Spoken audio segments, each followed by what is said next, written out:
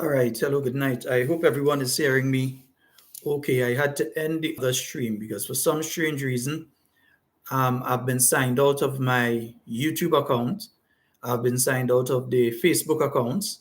So I've been signed out from all the accounts. So I'm not sure what is taking place. So I have to do the program slightly different tonight. I had planned that we would broadcast all of the audio and video from the parliament sitting yesterday. There was not one today, but the parliament sitting yesterday. We are unable to do that because of the present situation. I'm not in a normal location tonight.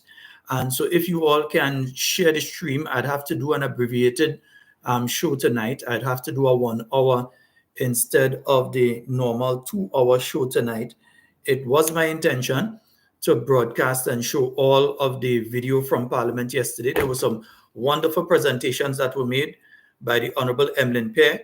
There were also some presentations that were made by Honorable Peter David.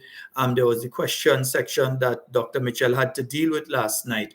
So there were quite a few. So in the comment section, can folks just let me know if they're hearing us clearly, if everything is coming over okay? I know it's it's very different tonight. I'm not in a normal location. So it's very different tonight because I had intended that the program tonight would be that we are broadcasting the parliament sitting, but I had to actually use a backup tonight to run the program. I ended up having to use a backup tonight because the normal system we've been signed out. And those systems that when you signed out, the amount of procedure that you had to go in just to get this one done, I actually had to sign out, sign in, get a code sent to my phone, and then use my fingerprint, all sorts of things just to verify so that we could get this one on. All right. So I hope I'm not seeing the messages and I'm not sure why. So if you all, I'm not seeing the live chat at all. So I'm not sure if you all, I'm seeing the numbers going up. I'm seeing you all there, but I am not sure if you all are getting the program and if you're seeing everything. Yeah, and you see, yeah, after after do it like that, and I still cannot see the comments and so on. As I said, I was signed out. I'm not at the normal location. I was signed out from the Facebook account. In fact, I have to try to, and it's not a hack. I'm pretty sure it's not a hack. There have been some updates that the software has been doing over the past few days, and it has been happening to several people. So it's not me alone. So I have been signed out from the Facebook account. I've been signed out from the YouTube accounts, and it's proving extremely difficult to get back in. They want you to verify your identity. You have to put in your fingerprint. If they have your fingerprint on store, other than that, you have a problem. So we are trying to do what we have to do tonight. So folks, if you can just share as much as possible. I can't even get the chat to operate because I'm not sure why, but I'm not getting the chats to operate tonight. So that part of it, I don't know what's going on there. Let me see if I can't even play music tonight. That's to tell you how bad it is. I cannot even play a tune tonight. So I'm hoping that at least I can get an hour, if we can do an hour. Yeah, let me see. I think this may help, and you all may be able to chat now.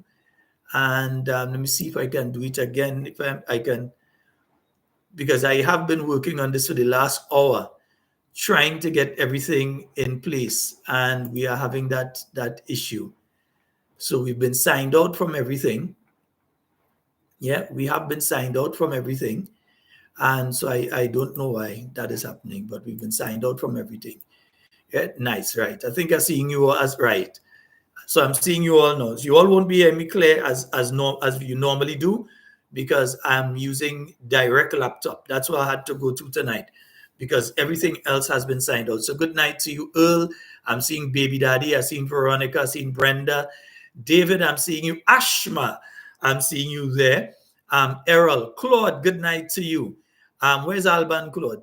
Message Alban. Let him know that we're on. We had to end the other stream because we could not actually get into the other stream. So we had to end the other stream and start this one separately. Yeah. Good night, brother Watts. Miriam, I'm seeing you. Kathleen, Cindy, I see you. Kathleen Ledlow, good night to you.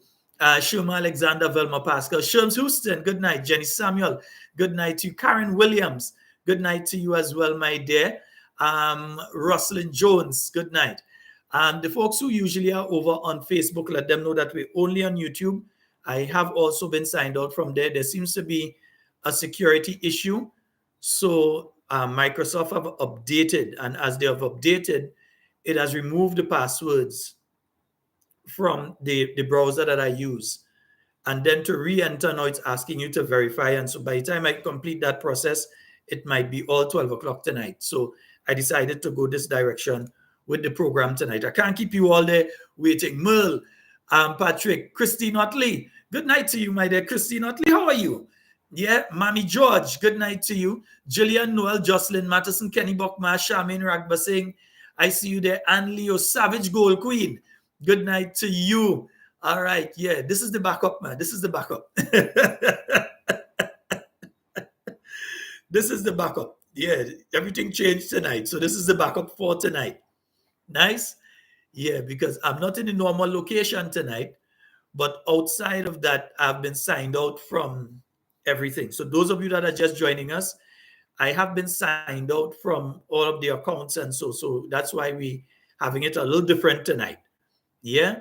Hopefully we can get everything normal for tomorrow night, but for tonight we have to do it like this. But the bottom line is that we're there with each other. All right. Yeah. The bottom line is that we are there with each other. Yeah.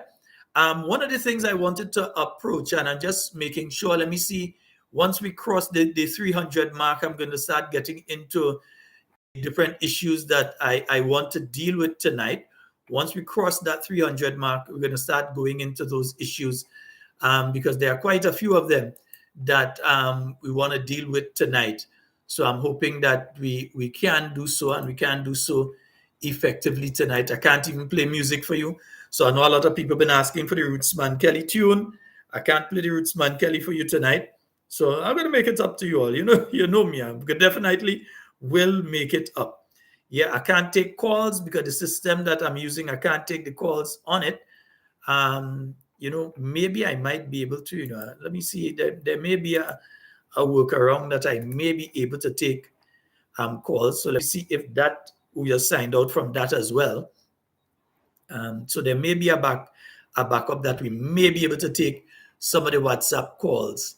So let me see. Yes, I think we. No, it's not showing calls. I won't be able to take the calls.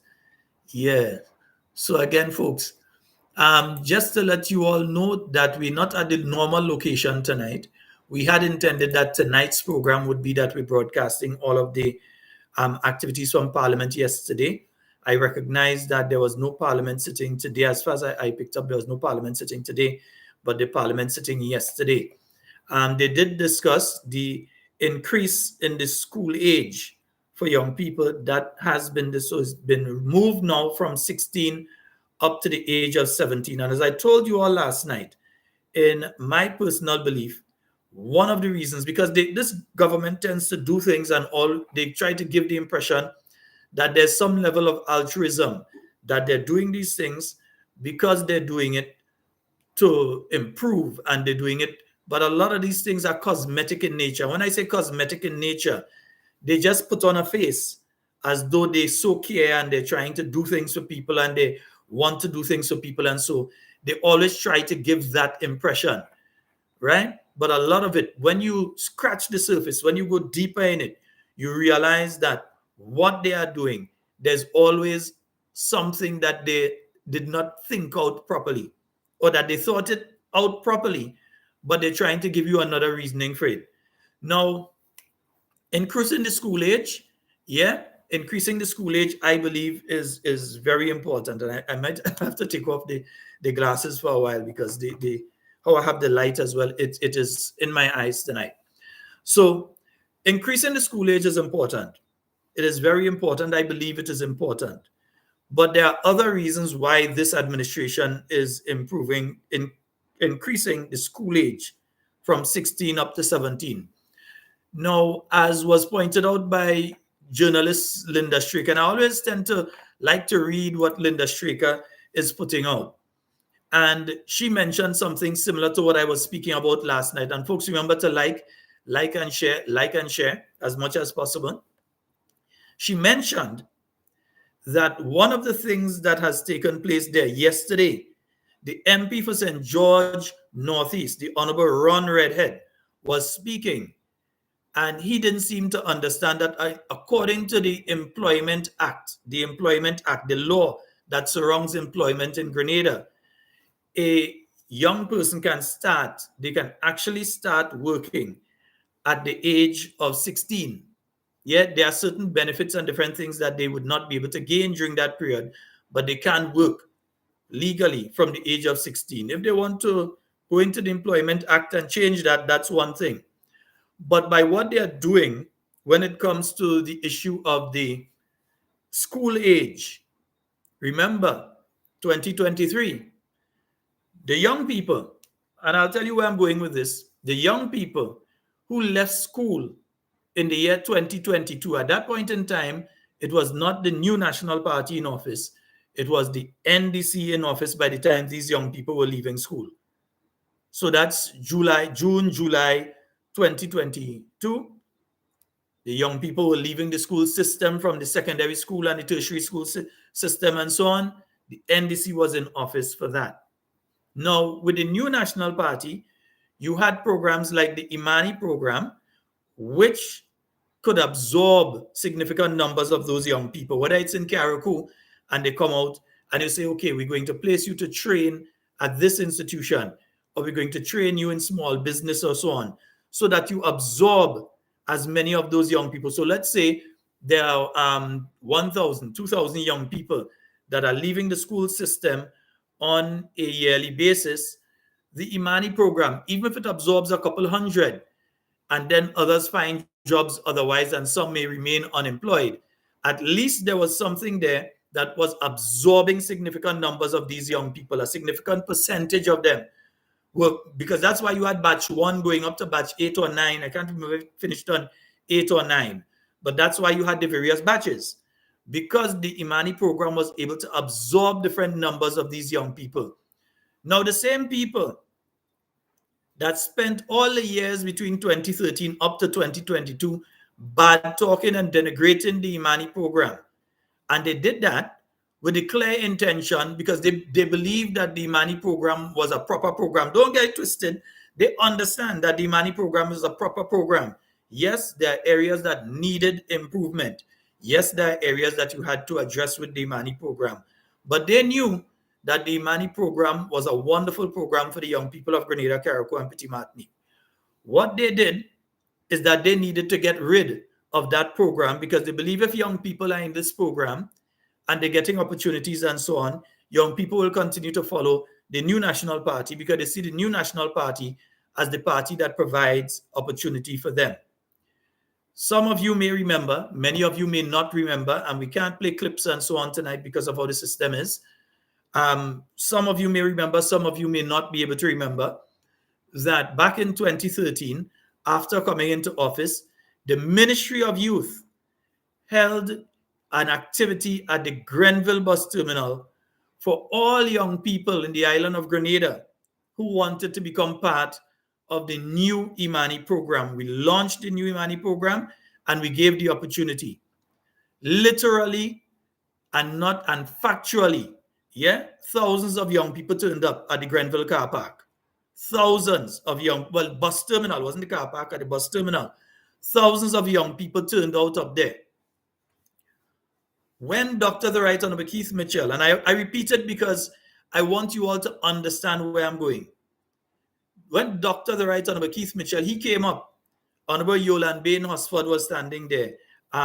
You had Senator the Honorable Winston Garraway, I remember, was within that circle when we were speaking. You had Mr. Cletus St. Paul was around, and the Honorable Emlyn Pierre, of course, was there, and the other MPs, and so that decided that they would pass by.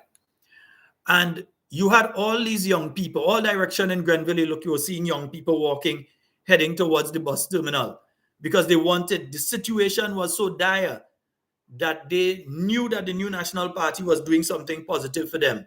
So literally thousands of young people you saw there coming with the envelope, coming with the information, coming with the certificates and everything, and coming and sign up for the Immani program.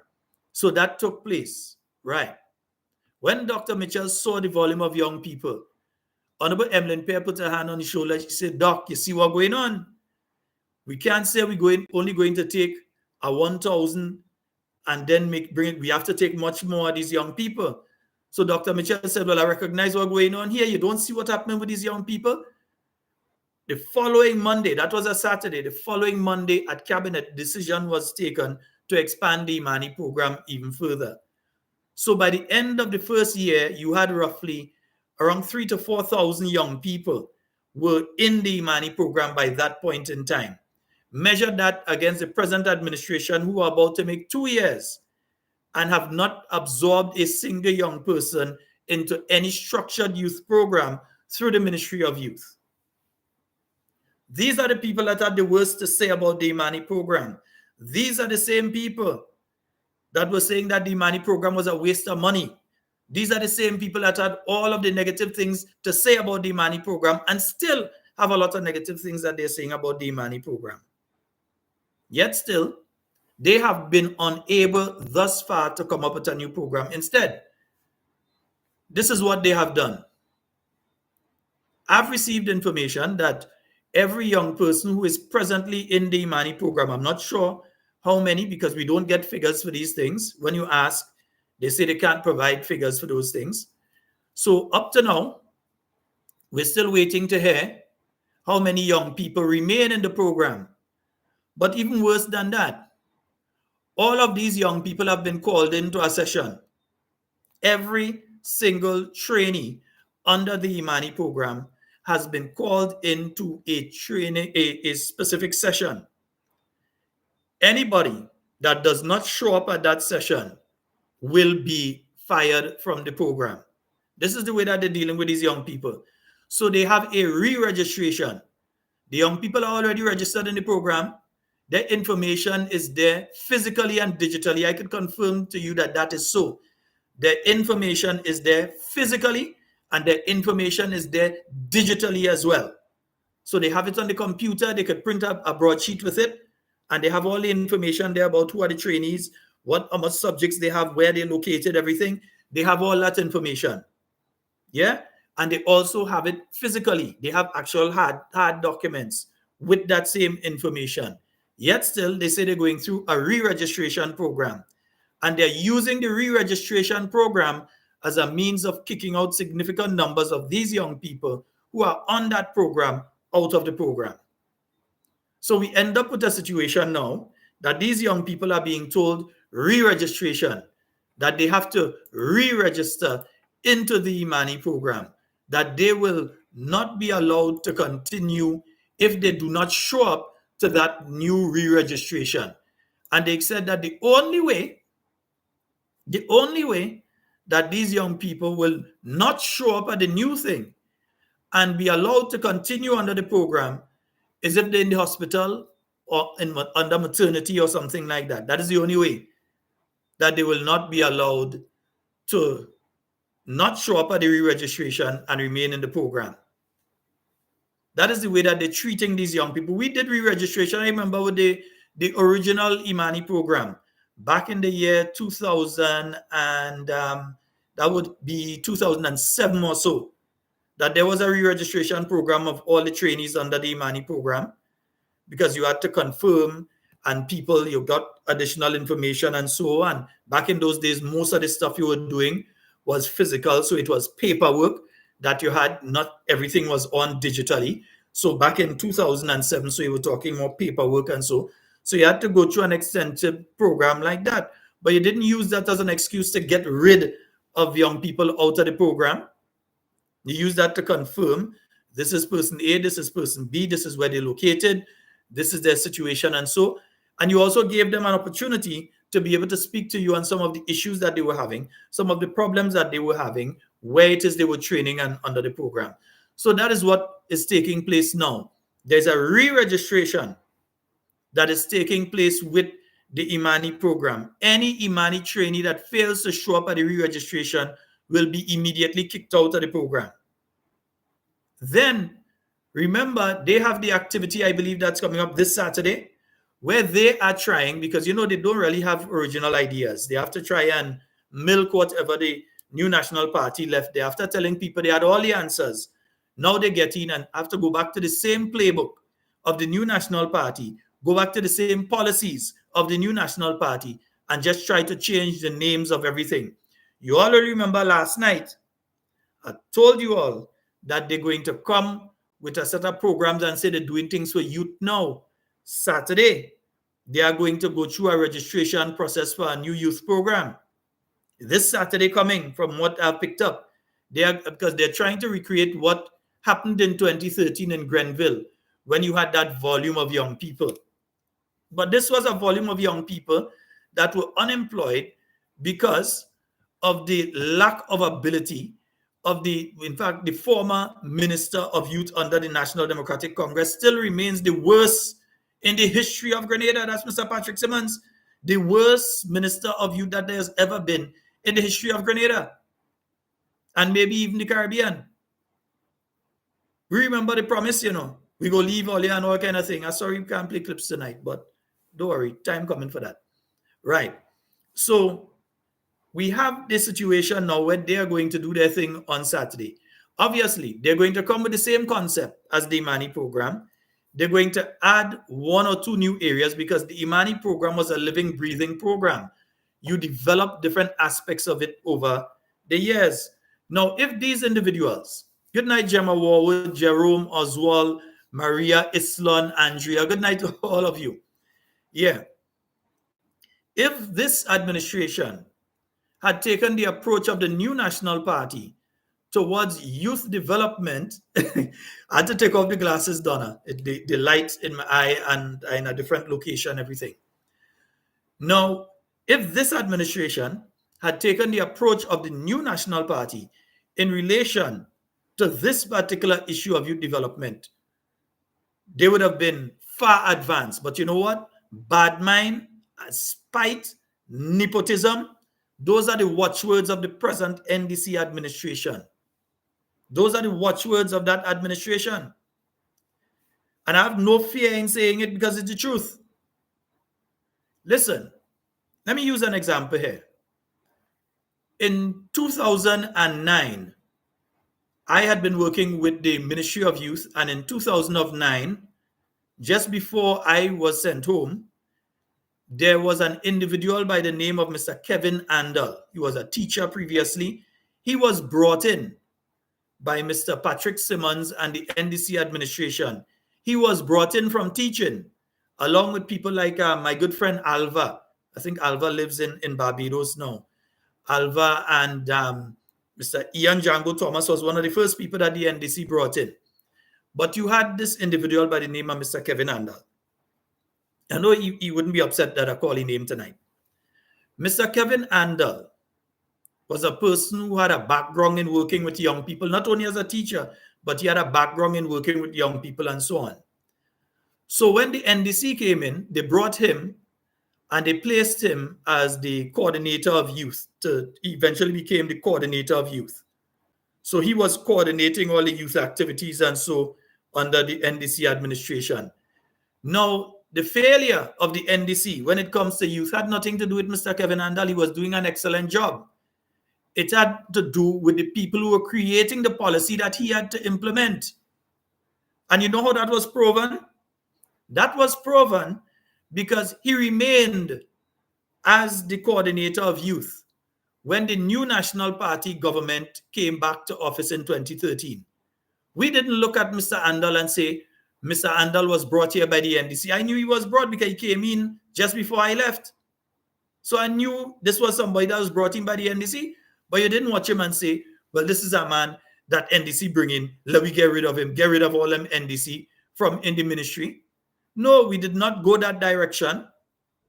We said some people had contracts. Their contracts were coming to an end.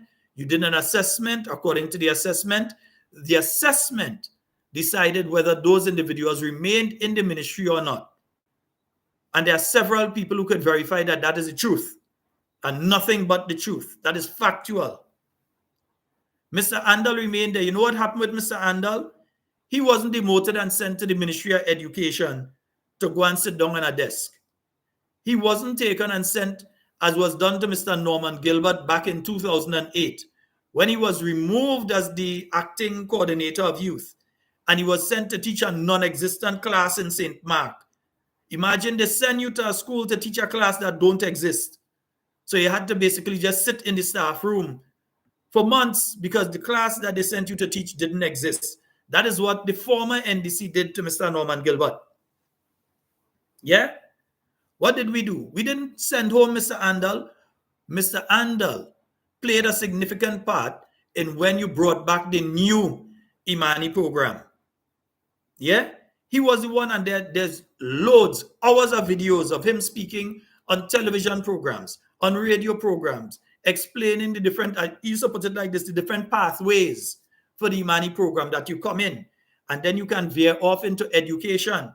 Because even, and you see, some of the problems I have is that people who benefit from things sometimes need to come out and speak. Because I was watching, and tears came to my eyes, watching SGU graduation this year. Because I saw a young lady graduate with a bachelor's degree. And this young lady was in the Immani program without a single subject because she became a young mother. And she came into the Immani program without a subject. And through the Immani program, she was able to go to TAMCC and get her subjects. And through the Immani program, she was able to come from TAMCC and go to SGU. And she graduated this year. And you see, sometimes it's not because people ungrateful. I'll never say that she's not an ungrateful person. But sometimes they're afraid to speak. So you wouldn't see her coming on this program and speaking. Because she would be afraid to speak, because you never know. There may be a family member that has some benefit to get from this government. And because they hear her on talking points, they may be upset, and then they don't want to give the family member. They know how these people that they're dealing with are thin-skinned. But that is one of the success stories that came out among many of the Immani program. Sometimes I'm going through Facebook and I see people who are nurses. I remember sitting there in the Grenada Trade Center at a Immani session. I think we were up to batch 3 at that point in time in the Immani program. And I was sitting there. And the Honorable Emlyn Pierce said to those gathered, she said, there's an opportunity that's coming up for some of you that want to become nurses. So if you are interested in the field of nursing, see me at the end of this ceremony. So the ceremony came to an end, and several young people came up to the Honorable Emlyn Pierce. Some of them, you see them wearing white at the General Hospital right now. I know of at least one that is doing nursing in the UK right now. And there are others that are still in the field of nursing, but not in Grenada. And that came through, again, the Immani program. The same Immani program that we allowed them to denigrate and degrade and belittle. That's why I say people, and I realize now that my good friends, those of you, our supporters of the New National Party, are no longer denigrating the program by using the word Immani as a derogatory term. That's good. That's good. A little too late, but it's good. Yeah? So I'm saying this to say, you have all of these success stories, people that came through the Immani program. There's a manager of a commercial bank that started through the Immani program. A middle manager. Well, I ain't too sure they're middle. I think they're more upper management right now. That started off the Immani program. So they got the foot in the door in that commercial institution. And they're there. There are others in the credit union movement that got their foot in the door through the Immani program. And right now, they're not cashiers and so on. Some of them loan officers, all sort of thing. When you go to the credit union, it's people that came in there through the Immani program. I remember the Immani program had sent 3 young people to one commercial entity. Within a week, you know what that commercial bank said? They said, out of the 3, we want these 2. We don't need them under the Immani again. We just letting all you know that we're taking them on board full time. The other one, you all could take that one back and place them somewhere else. So the Immani program created a lot of opportunity for young people. And understanding that is why you had people like Mr. Kevin Andal there, and you had Mr. Norman Gilbert, who we brought back into the Ministry of Youth because we know he knew, according to my good friend up in St. Patrick, Norman was one of the people that some of the programs that they are destroying now, he was one of several people that put those programs together and wrote those programs. He was one of them. Instead of utilizing an individual like that, in the same way that the New National Party said, well, Mr. Andal, good. We don't care who bring him in the business. That had nothing to do with us. Yeah, but he was capable. And he ended up not as the coordinator of youth, He ended up as a permanent secretary. Another example of the New National Party not saying, yes, Denise. Another example of the New National Party not saying that person is an NNP, or the New National Party brought in that person. The NDC brought in that person. So let me get rid of them. Like how they're doing now and they're saying NNP bringing that person, get rid of them. No, we took the approach that, hey, even if that person was brought in by the NDC and they're doing their job, then let it do their job. So Mr. Andal was the coordinator of youth. He did additional studies. In fact, Mr. Andal, somebody go tell you I talk about you tonight. I want to be able to say Dr. Kevin Andal. That is what I want to be able to say, Dr. Kevin Andal. Because there was just the perception. I don't know his politics. I know that he came in under the time of the NDC. But I don't know his politics and I don't care about his politics. And if given the opportunity to work along with him again in youth development, I'll jump at the chance. Because he understood what had to be done. And he made sure that it was done. In comes the NDC now. They take the same Mr. Kevin Andal because they feel now he's an NNP because, well, he was there under the NNP. They make him a permanent secretary. You don't see Eaton, he's one of them. They make him permanent secretary and thing. They take the gentleman and they placed him in a department that only had, I don't think they had more than 3 staff in that department. So he was permanent secretary with responsibility only for ecclesiastic affairs. And I do not believe ecclesiastic affairs or religious affairs.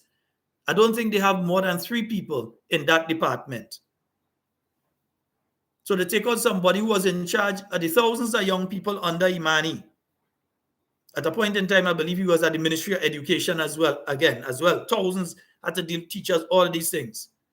You take him and you put him in one little closet to spite him. Because he did something that was good for the young people of Grenada. He did his job that the Grenadian taxpayers were paying him to do. He did his job. He did it effectively, regardless of which government was in office. But this administration decided that they would spite him. You have the case of Mr. Norman Gilbert. The same thing. Mr. Norman Gilbert did his job before. At one point in time, prior to the 2008 general election, the Ministry of Youth at that point in time had close to 20-something programs. I think it was around 26. Jose, remind me if I had the right thing there. Close to 26 programs, separate programs that were running at that point in time. And Mr. Norman Gilbert had a hand in all of them. Yeah? They came in, they sent him to teach a non-existent class. Afterwards, they take him and they had him doing all sorts of nonsense. The New National Party came back. We know he's a capable individual. So you brought Mr. Norman Gilbert back into the ministry. He was the coordinator, acting coordinator, and then he went up to be a permanent secretary. This government comes in, they demote him from being a permanent secretary. While they go and they find people outside who had no clue of how the public service operates, of how even to prepare a cabinet submission, nothing they knew about government or how government operates. Some of them were low-level functionaries within the government administrative system. That's a nice way of saying they didn't really know what's going on. They're just working with government. And these individuals, ended up being made permanent secretaries under this administration. You want to know why some of the nonsense going on? Because you have people that don't know administrative procedure. And they wouldn't go and find people like Miss Pamela Steele and say, let me have a conversation with her.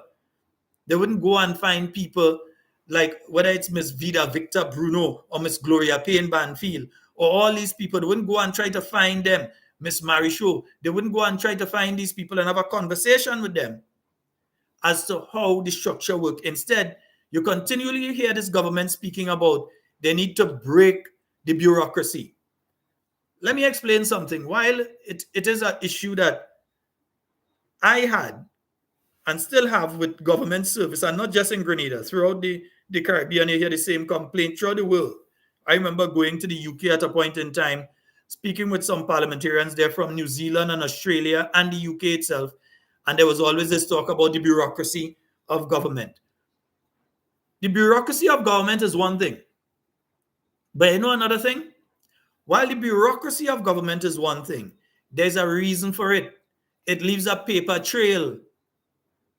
So when you say, if you are requesting this, let's say requesting this mouse, and you're told that, hey, to get that mouse, you have to write a requisition, you have to request it, but you have to put that in writing. And then that would go to the permanent secretary, who would take it to the administrative officer, who would take it to the permanent secretary. So if 5 years down the road, this mouse goes missing, you could trace back where it was bought, how much was paid for it, who was responsible for it, who said that this one was the best one to buy and that it didn't have one that was better than it. So at least that there is a paper trail that in case anything go wrong, in case you end up hearing later down the road that, hey, that mouse that should cost $100, that $3,000 was paid for it, that at least you could trace now and you could say, hey, this is where the thing fell apart. This is the paper trail in relation to it. That's the bureaucracy of government, is not to make things and are not to make things more difficult.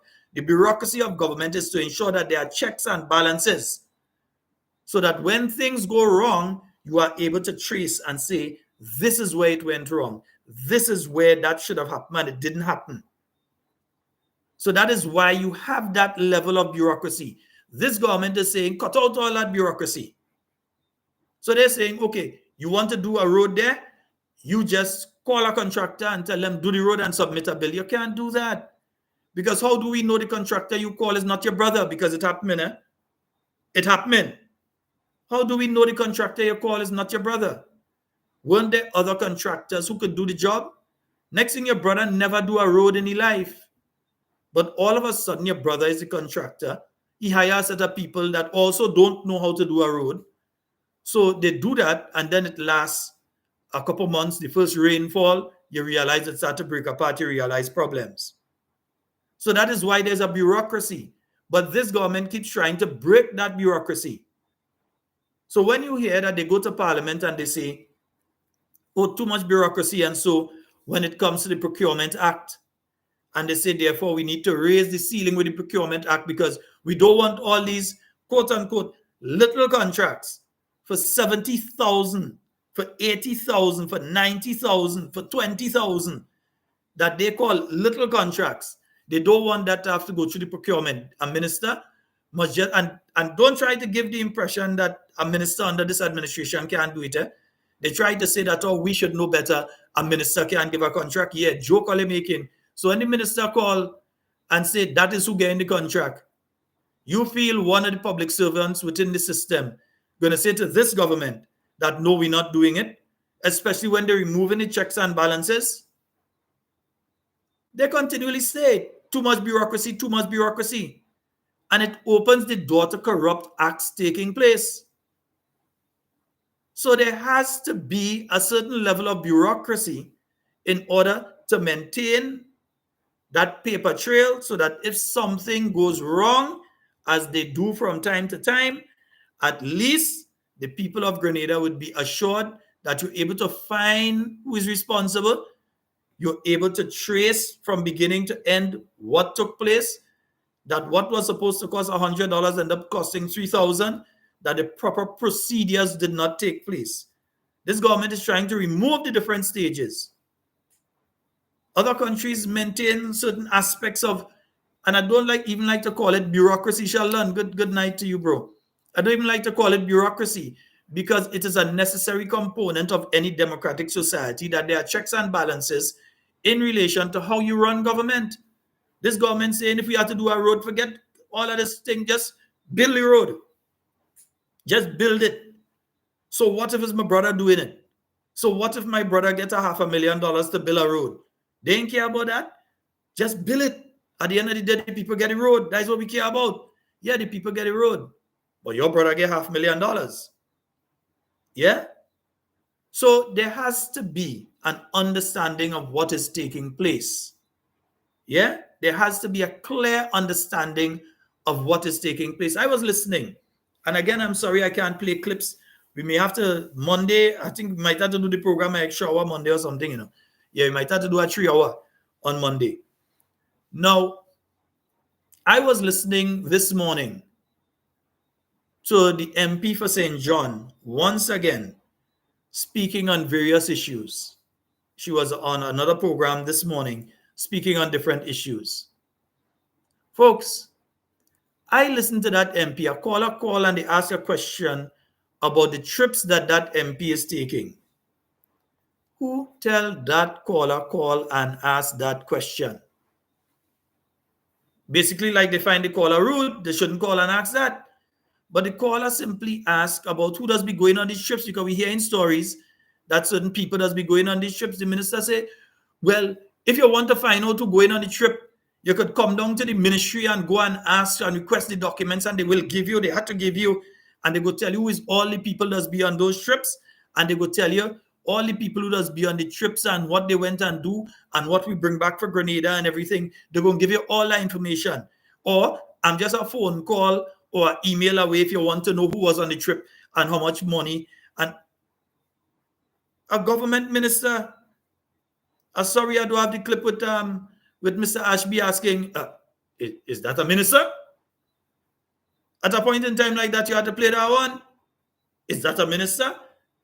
Because you have the MP there making these kind of statements. And it's sad. Yeah? Alban, don't hurry. Yeah, man.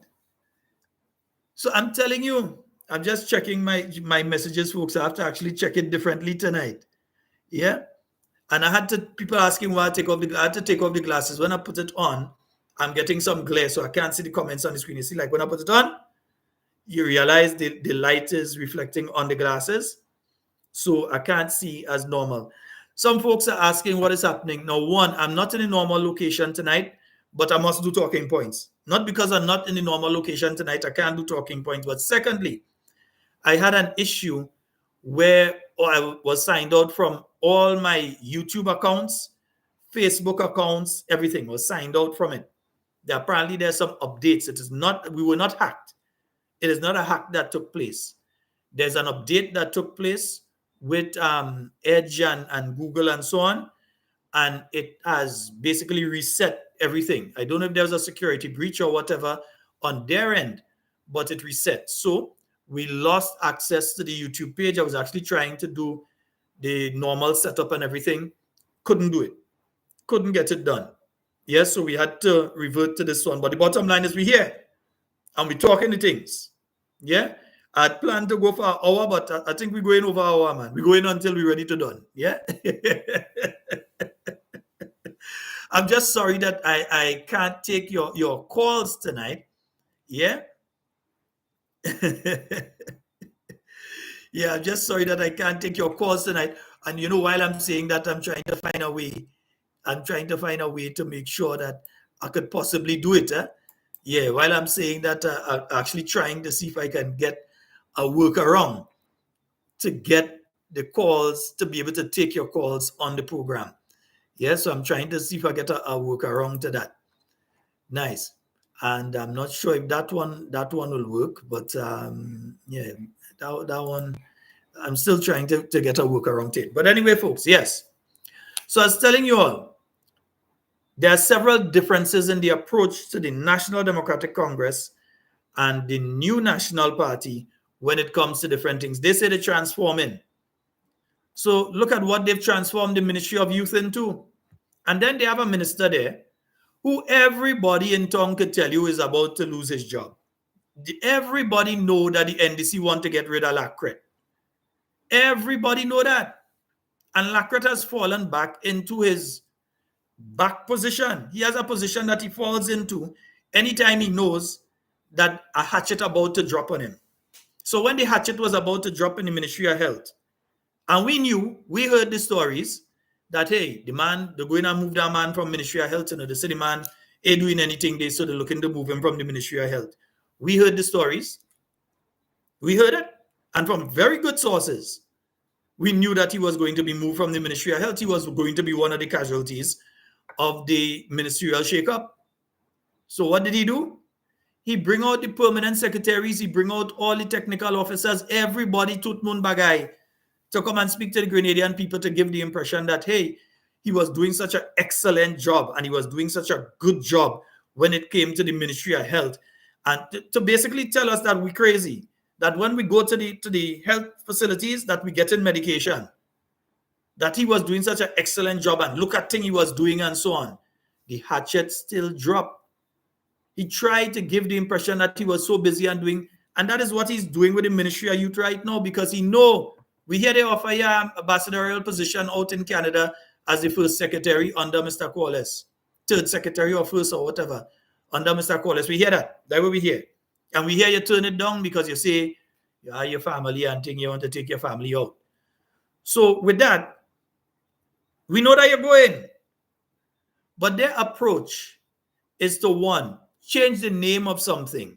So they believe if they change the name of something, they can then claim ownership of what exists. So believe me, they're going to be coming back with a program similar to the Immani. They're going to be coming back with Empower.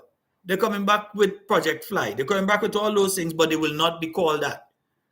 So all they're going to do is change the name. So you sort of leave the programs in abeyance for 2 years.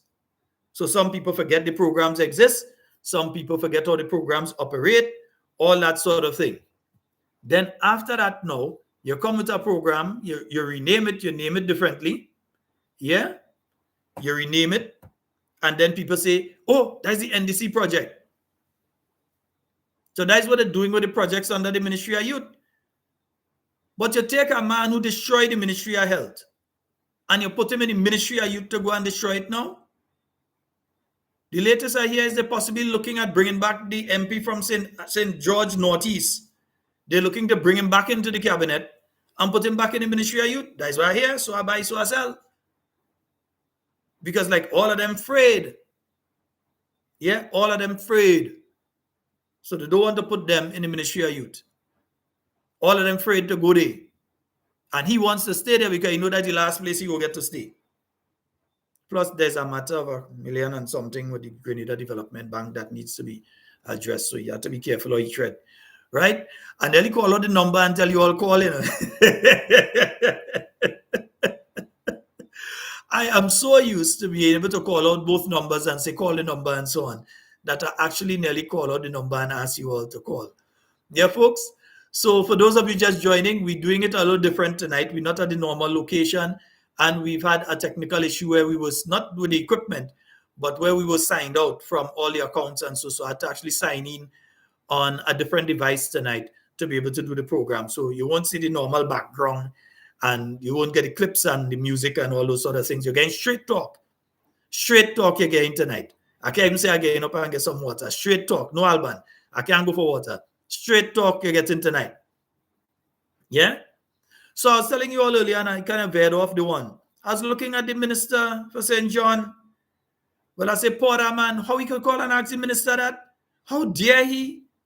How dare you, commoner, Mr. Commoner, to call the minister and ask the minister about if she traveling? Basically, he was asking the minister if she traveling with your boyfriend. And she seemed to be very incensed at that question. Remember, we don't get cussed up for that Sunday already, you know. The minister basically said, who the hell is we to ask her any question? So we don't get cussed up for that on Sunday already.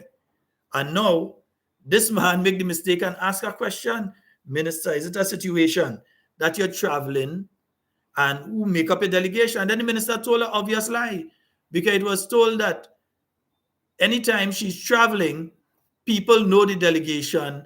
It is announced publicly, the delegation and everybody on the delegation. There's something you all may not recognize, Her boyfriend does not work in the same ministry as her. He's actually under the Ministry of Agriculture and Fisheries. That's where his contract is. He's not under climate resilience. Yet still everything climate resilience, he's going. Yeah, he's going. I don't know if he's officially an advisor. I know he is. Well, he was. Yeah, he was an advisor in something or the other. So he's going. And again, it is not just that something is wrong. Yeah?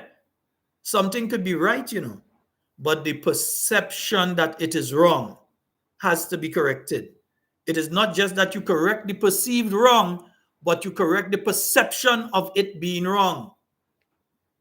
So if it is perceived by and large by the general public, by the constituents of St. John, by Grenadians overseas as well, that it ain't looking good, that this gentleman seems to be traveling with the minister everywhere she going, and you understand the relationship between the two of them, it is the perception that something is wrong. And who don't like it, that a business, as you saw them drunk. And hear what they're doing now, folks? And I need you all to go and check on that.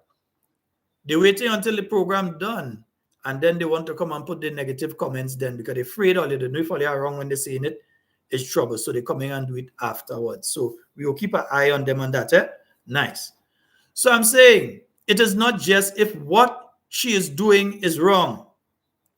It is what is the perception by the Grenadian people and others as well of what she's doing. Because I could tell you, because I have my contacts in every single country in the Caribbean region, both English speaking, French speaking, and Dutch. I have contacts in every single one of the countries. Yeah, I could call people in Haiti. I could call people in the government of the Dominican Republic, not Dominica, the Dominican Republic. I have contacts through years of working in youth. The people that I work with as youth years ago are now government ministers and senior officers in different departments in different countries. So when you hear they're asking you what really going on with Grenada and this minister they have there, you have to know they're grinning in the face, when they did, they're grinning with them. But then they're asking you, boy, what are you really doing? So that's the sort of thing that you see happening under this administration. They don't care about the perception. As long as they perceive it to be okay. Dixie, and good night to you. As long as they perceive it, as long as they believe it's okay, then they don't care what you think. So when the gentleman calls this morning and he asked the question of the minister, he has an opportunity. Maybe it might be a constituent in St. John. It may have been somebody who voted for her. It may have been one of her own constituents who voted for her that asked that question. But the response was, well, you could go down to the registry and get a copy and ask for a copy of all the traveler travel and who traveled with us. And what we went and do, what each person went and do, and what are the benefits that we brought back to Grenada. So me as a commoner, I ain't no big dog, I ain't no big boy. Me as a commoner had to go in the ministry, go to the registry and request. So the ministers can come and sit in a forum and say, we went to this trip, these are the benefits or the potential outcomes from that trip. We went in this trip, we went in that one, these are the potentials and so. Instead of that, go in the registry and find out. That is disrespectful, not just to the person that called, but to every other one of us as Grenadians, inclusive of our own self. That is disrespectful to all of us. You can tell the man, go in the registry and you'll get the information. And it's the arrogant kind of way that they say in these things. Go in the registry and you go find out. What do you mean to tell the gentleman, go in the registry and you go find out? You working for he and he working for you. That's the mistake I think some of us, when we're in those positions, us misunderstand. That you ain't working for us, we working for you.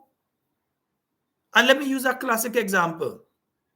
God rest her soul, my good deceased friend Norma Jean. I remember Norma every time before election in 2013, I see Norma coming out in an NP rally. I said, Norma, they go fire you. Because NDC government was in charge. Norma was a public servant, but Norma was coming out to all activity, and NP have Norma coming out. Say, Norma, they go fire you. And that became a kind of joke between me and her. Every time we see each other, Norma, they go fire you. After the election in 2013, when the NDC went out of office, when I went into the Ministry of Youth, I met Norma. So, normal greeting. Anybody that knows me know I like to make a lot of joke and that kind of thing. So I see Norma. I say, Norma, they go fire you. She say, you're rich. I fire them first. Understand who Norma understood who the real boss was. Norma understood that she was the boss. So when the time came, she was one of the people that fired them.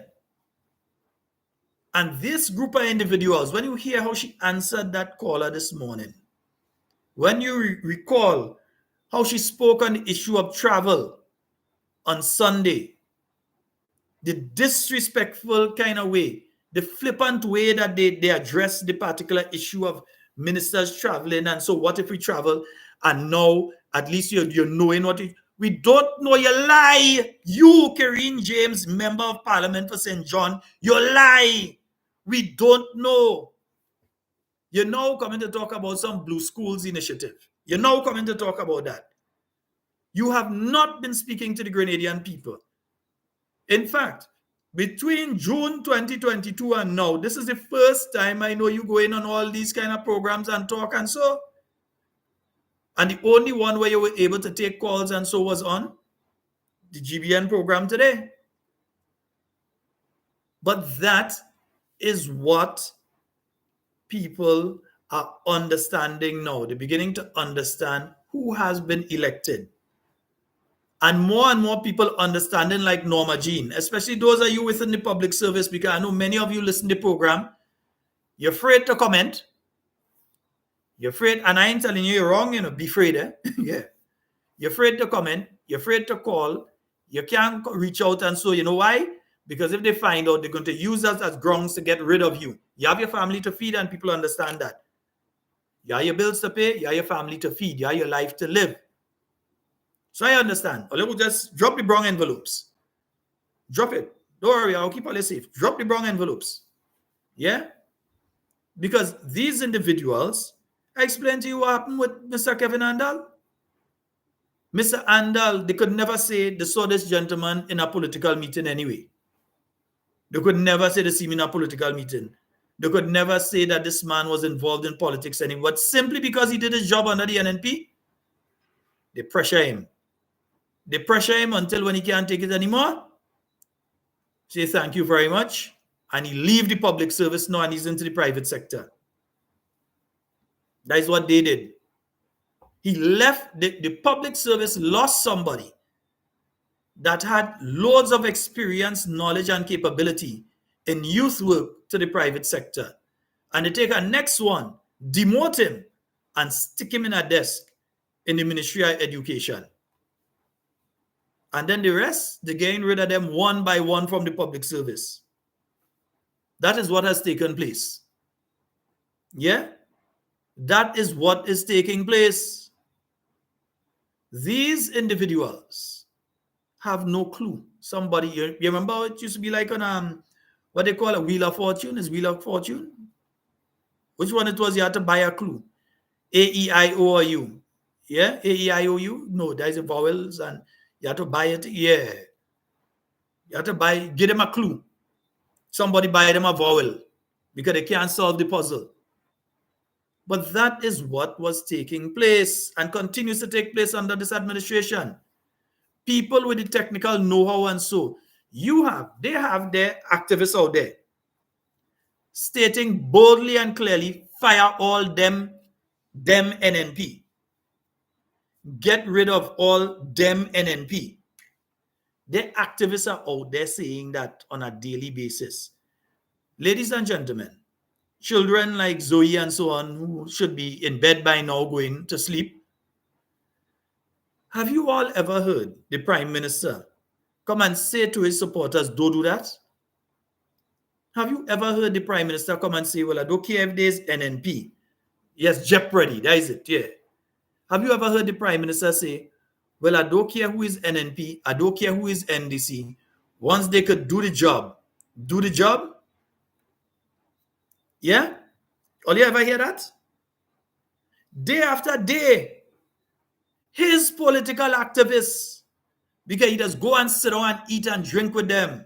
He does meet with them. I don't know what else he does do with them, but he does meet with them. He does eat with them. He does drink with them. He does lime with them. He does go and sit down and be interviewed by them. And these people are saying to split Grenada into two camps.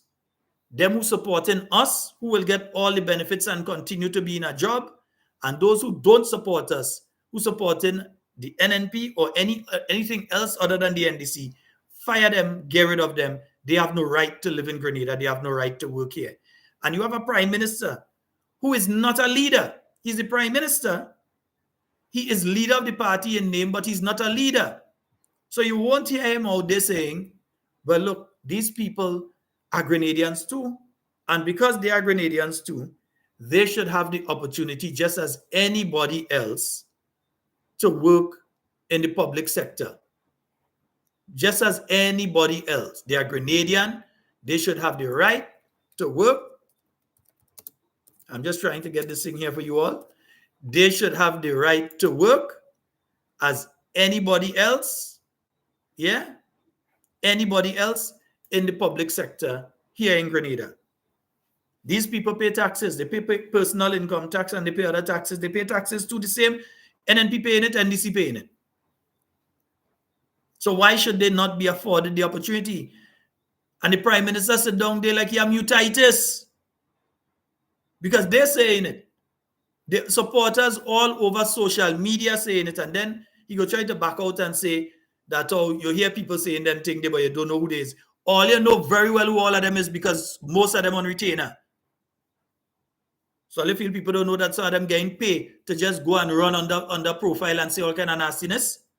We know they're getting paid by the NDC. Take me to court. The NDC paying them. They will be surprised. Take me to court or let me be surprised. So these individuals are being sent by the organization. So when they claim we don't know, we have no control over these things. Yes, you have control over it, because if you come out as a leader and say it is not the view of our political organization that people should lose their jobs because of which political party they support, and you all have shown that you all already implementing some of what these ratchet and hatchet people out there been asking for. You all have been implementing it bit by bit. But just remember something. The people that you all threatening and the people that you all sending home, just remember, like Norma Jean, she knew who was the boss. God bless her soul, my dearly departed friend. She knew who was the boss because she was a real boss. You might hold power temporary. The time will come when you will be out of office, you know. And the way Grenadians moving right now, that time might be sooner rather than later that you are out of office. You will learn who is the real boss.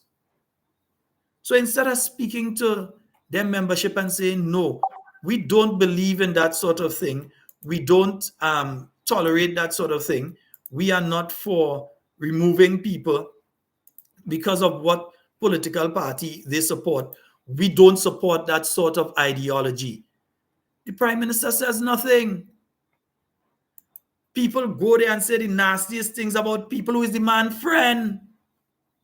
His own friends, his personal friends who were brought into the organization and so on through him. These same people attack his own friends and he ain't defending them. They just say the most dirty, vile, disgusting things about people. The prime minister doesn't distance himself from them. He go in and sit down for them to interview him. And then he's a leader. Is that leadership? You think I could be doing this program tonight here and say something disgustingly nasty about the sitting prime minister or any member of his team, and I wouldn't receive a call within the next few minutes? Or I wouldn't receive a call by tomorrow morning, before 9 o'clock I get a call? Yeah? Because I have a leader, a person who would provide a moral compass for what it is that you have to do when you're doing things like this. But they don't have no leader. They're leaderless and rudderless.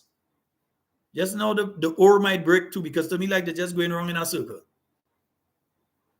Yeah? That is what is taking place with these individuals. And that is what is taking place with their organization. And because of that, a minister will feel it's okay now to come now and get on like a wajang. I never say the minister is one. I say the behavior was wajangish.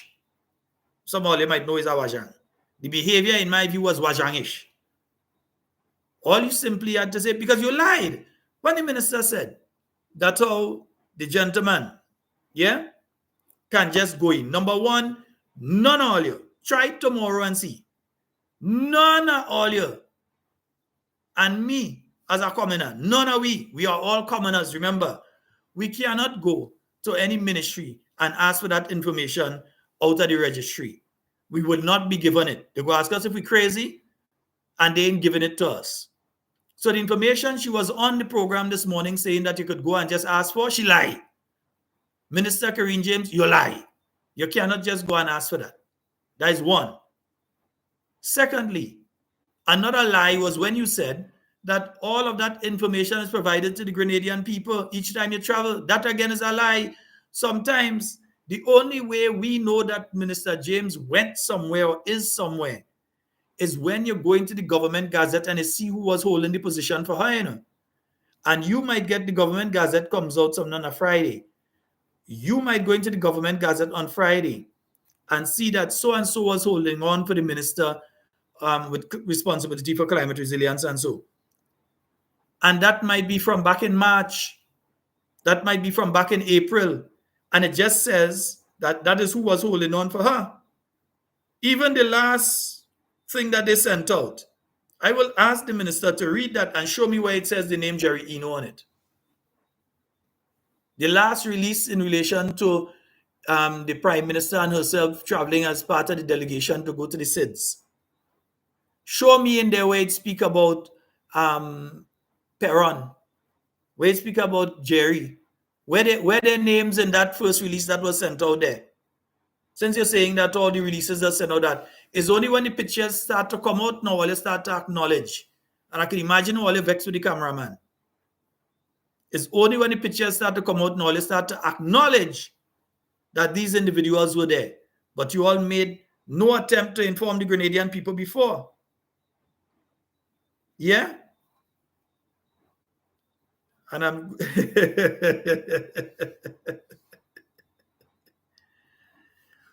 yeah, everybody's some folks do not know that we're on here tonight. And I'm trying to avoid having to take a minute to deal with it, but I think I may have to do just that.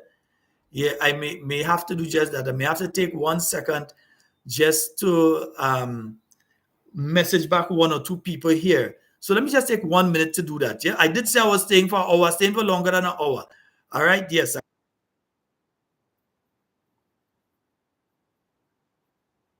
Yeah, I hope that you're all getting the tune.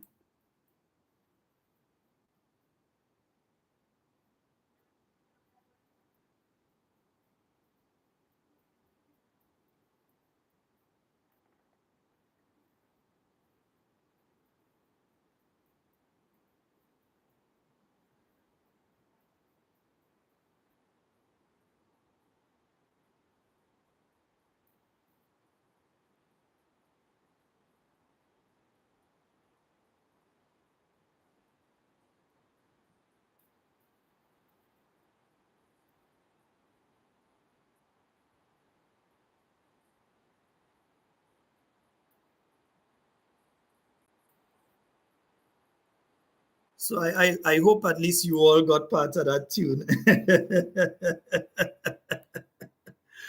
Wee, my friend missed out part of the program, man. Yes, I understand how it goes. Yes, so I'm saying, remember who is the real boss. Folks, you all are the boss. These people is not the boss. You all are the boss. I didn't hear it. Okay, I was playing something here. I thought it was actually coming through for you all.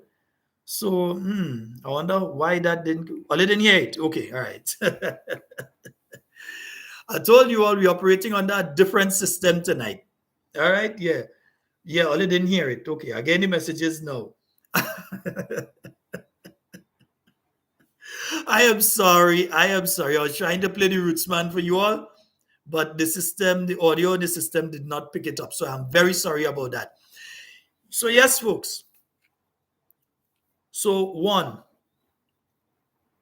this administration is about to celebrate. They say they're celebrating it. So they're celebrating 2 years in office. So they're having a series of town hall meetings.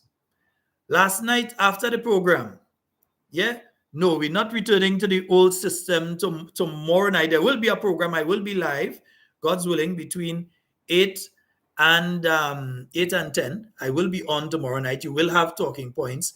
We're returning to the normal system on Monday. All right, because I'm not at the normal location. So I'm unable to do it from there tonight. And then while I remove certain things from there to be able to do it as normal as possible, we ended up with a situation where we were signed out from everything. But we will be on tomorrow night from 8. All right, yeah. So the government is having this series of meetings around the island. And I can't read the messages right now, folks. And I get messages on this, and I get messages over here. So I can't, if you see I'm not responding, it's because I can't read the messages and continue the chain of thought at the same time. Yeah. So yeah, you have a situation where they're going to be having this series of meetings around the island and so on to come and talk to you. To tell you what really, to tell you that what, they're doing WASH program. Yeah. We've been over the WASH program. While they are on the internet and so on, they're on programs and telling you that the WASH program has not been funded by the government of Grenada. They gave $500,000 to the WASH program in September of last year. And they gave $500,000 to the WASH program before the so-called NGO that is a GO. Because I have to say it's a GO, because NGO says none, meaning, I think is Latin, none, meaning not part of, zero, there's not part of, there's not part of something, that the non-governmental organization called Nation Builders, who actually ends up being a governmental organization, so that to take out the N, because like we have a new category now. We have a new category called government organizations, and not just non-governmental organizations. Now we have government organizations as well. So that organization, before they had completed the process of registering that company, that the government of Grenada okayed $500,000 for a non-existent company. Come and tell us about WASH and explain that. And tell us that I lie. Tell me that Cabinet in September of 2023 did not approve $500,000 for the WASH program through Nation Builders. And at that point in time that was approved, that Nation Builders was not yet properly certified and registered as a company in the state of Grenada. And as would follow in a case like that, that Nation Builders could not have had a bank account. So it was probably somebody private bank account they was using, that there was not yet a bank account attached to Nation Builders. Tell us that we lie. You will have the platform. You will have I have talking points. You have talking platform. So you have your platforms. Come out and tell us that. Neela, you're taking notes. Right. Come out and tell us that what I am saying is not true. Tell us that it is false that the government of Grenada okayed $500,000 for a company that was not yet constituted, and still representatives of that company went and lied to the nation on an NDC program stating that no money came from the government for it. That additional to giving $500,000 to nation builders to do the WASH program, that you all also took people and sent to work along with nation builders to do the accounting. That's to tell all you know what I'm talking about. So tell me that we lie. Tell me that I lie. Tell us that we lying when it comes to that. Because you know, people like me will not be coming in all the town hall and saying it straight. I ain't going in none of the town hall. That is NDC political meetings as far as I'm concerned. I'm not going. Me, as a commoner, I don't go in between them big dogs, big boys. I'm not going there. Yeah? I am not going to put myself in any position where people might feel, not that they could do it, but they might feel they might want to try something.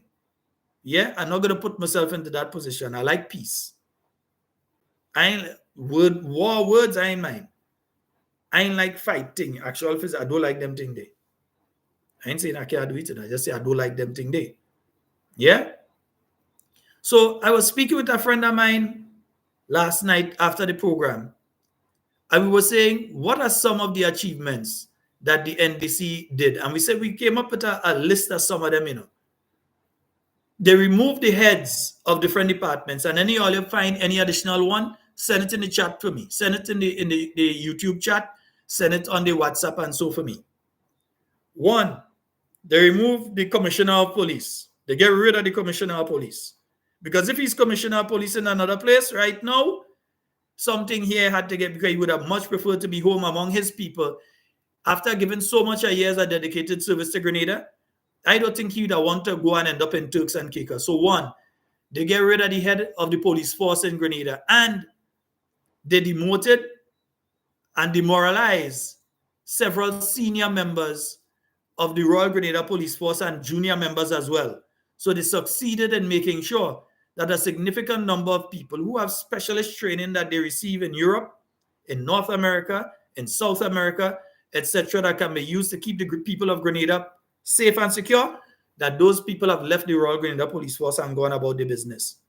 So that is one of the successes, that they have been able to cleanse the Royal Grenada Police Force of anybody that they don't like. Some others holding on still, but they were able to cleanse them of several people that they don't like. Secondly, they get rid of the head of the housing authority. Sometimes you hear people resign. They resign because of the pressure that was being put on them. So remember, the man who was in charge of the Grenada Housing Authority, he go. The one who was in charge of Nawasa, he go. Yeah? So all of these different organizations, the people leave. I spoke of Mr. Kevin Andal, a permanent secretary. They take somebody who should never have been a cabinet secretary and they make them the cabinet secretary over all the other permanent secretaries. That is why the nonsense going on. You take a person who never operated at that level, don't understand how government operate, and you put them in charge of government. Well, you have to be a mad person. But then you have to say thanks to people who you believe help you. So, well, you do anything necessary, but just remember who is the real boss. You might be able to hire them and put them there, but when the people fire you, so all I have to say in relation to that particular part. Grenlec manager, yes, Grenlec manager gone too. So Grenlec manager gone, Nawasa manager gone, Housing Authority manager gone, Grenada National Stadium manager, they pressure her and then they send her home, she gone too. Yes, the person who was managing the Grenada National Stadium, they get rid of that individual too. Right? And various other entities, they clean out some of the middle management people. Various ministries right now, they are offering financial packages through the Public Service Commission to different public officers to go. Because they know these public officers didn't do anything, but they perceive to be supporters of the new National Party. So they have started the process now of getting rid of these public officers. But they know if they just fire them, they're going to pay a lot of money in the courts because these public officers will win a case against them in the courts of law. So they start offering them financial packages to go. Some people take already. Some people, they are coming with other packages and so. But if they don't want you in the public service, they're willing to pay you to go. So they offer in financial packages for people to go in the public service here in Grenada right now. That is what they're doing. Then on top of that, what else have they done? They totally destroyed the Ministry of Youth. Destroy it. They destroyed the Ministry of Youth. And that one does burn me. Youth and Sport, they destroy it. You suppose, look, they destroyed the Grenada Invitational as well, because they did not give the sort of backing that was given by the new National Party. I didn't want to use the figure. Auntie Jenny come and she used the figure. She makes sure I know 2 million. And Grenada got much more of that back than the 2 million that was spent in cash and kind. Grenada got much more than that. You had a viewership of 60 million, around 60 million people around the world watching Grenada, watching sports taking place in Grenada, seeing pictures of all the waterfalls, seeing pictures of the forest, seeing pictures of the towns, seeing pictures of all the beaches, everything. And you had an audience of 60 million people watching that. You couldn't spend $2 million and get that. You had to spend much more than that to get that kind of audience. And that's not the only thing. All the people that came to Grenada afterwards, and plus the people that were here and they spent while they were here for the Grenada Invitationals. You had a significant increase. I think it was around 70% increase in visitors for that particular month over the years before when you had the first Invitational Games. So there were significant benefits that were coming into Grenada. This government pulled the rug from under the Grenada Invitational. I know what they're trying to do now, to shift the blame onto the organizers. But if the organizers know they're having a problem when it comes to financing businesses in Grenada, contrary to what the government is saying about economy booming and economy good and all sort of thing, businessmen out there telling you the truth, that their income, the amount of money that they are making, is going down. You heard the caller last night in relation to what is taking place in St. Andrew. That is being replicated in various places. Somebody tell me this morning, they said they used to speak about Gov as a town that never sleeps. They say, well, NDC put Gov to sleep because at a certain time, nothing going on. They say NDC was able to do what no other government was able to do. They put Gov to sleep. They make the town that never sleeps sleep. This same NDC government. So there's another achievement of theirs. So they destroy healthcare in Grenada.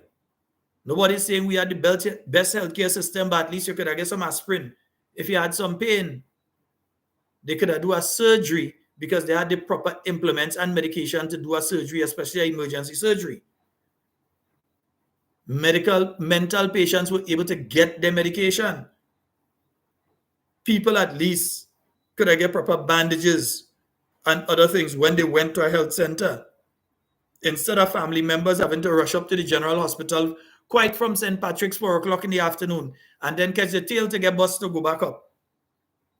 Because the government don't have the medication where they're supposed to have it, at the time they're supposed to have it, for the people they're supposed to have it. So family members have to leave St. Patrick and run down to St. George to go to the general hospital to purchase the medication and then catch the nenen to get back home. Yeah? That's achievements. They get rid of all them different things. What about the people that they send home in Garaku? And then when the union says to them, we want to meet with so-and-so, we want to meet with the permanent secretary. And so the permanent secretary, up to now, we're going into June, we're in June of 2024. These people were sent home since 2022. And up to now, apparently, like they can't find the permanent secretary in Garaku to speak about the situation with these people because they still are owed. These people are still owed.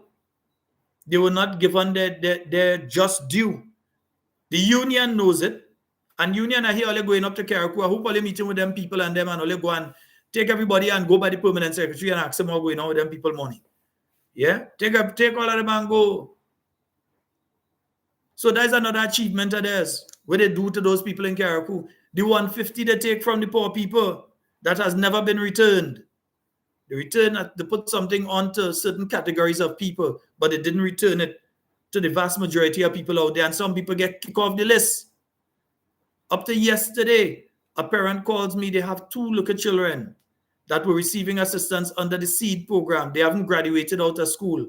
They're still in school, and they have been kicked off the SEED program for whatever reason because their circumstances have not improved. But they have been kicked off of the Immani, not the Immani, the SEED program. And now you're hearing what's going to happen with the Immani program. Transformation in WIMAS. Yeah? So what are they going to be speaking to us about? What are they going to be telling us at this town hall meeting? All these wonderful achievements? What about all the major infrastructural projects that they have started?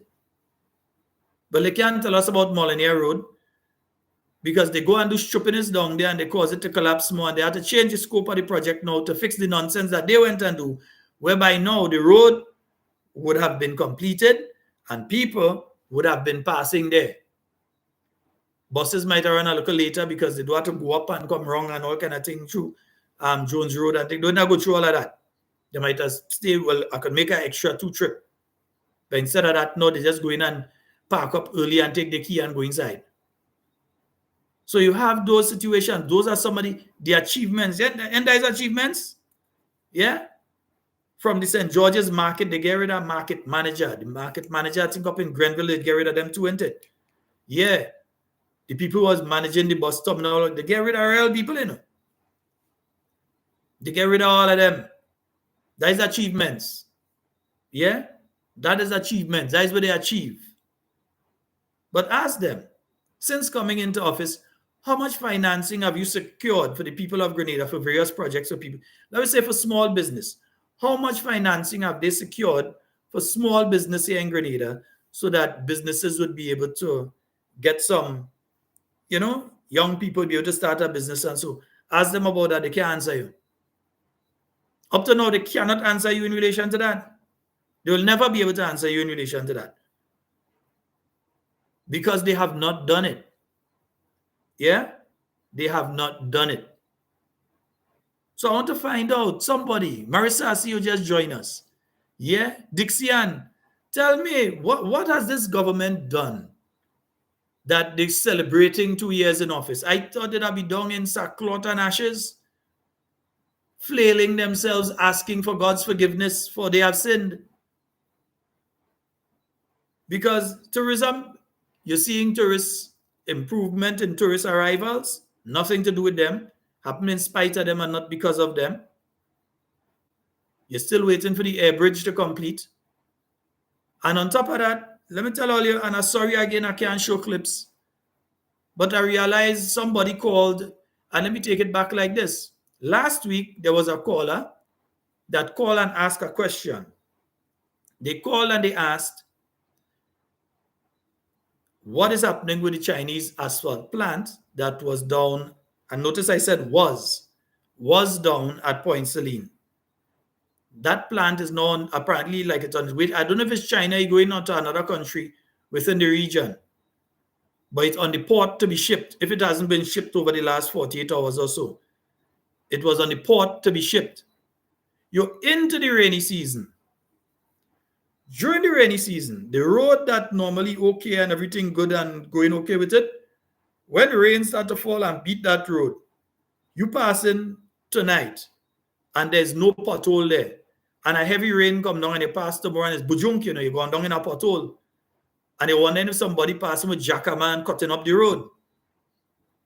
So here it is, the Chinese had a proper asphalt plant. You could speak with them, work along with them, and so that you could fix the road around the country and so when you're having problem, but it getting shipped out of the country. So as I say, I haven't passed by the port today, so I don't know if it's there or if it's gone. So no, let me see. Jack, yeah, they will come and they will talk about pension. They will come and talk about they pay pension. The government of Grenada paid pension. And I've been over the pension thing here before. That is not an achievement of the NDC. That is grasping at some serious level of straw. And we ban plastic straw in Grenada.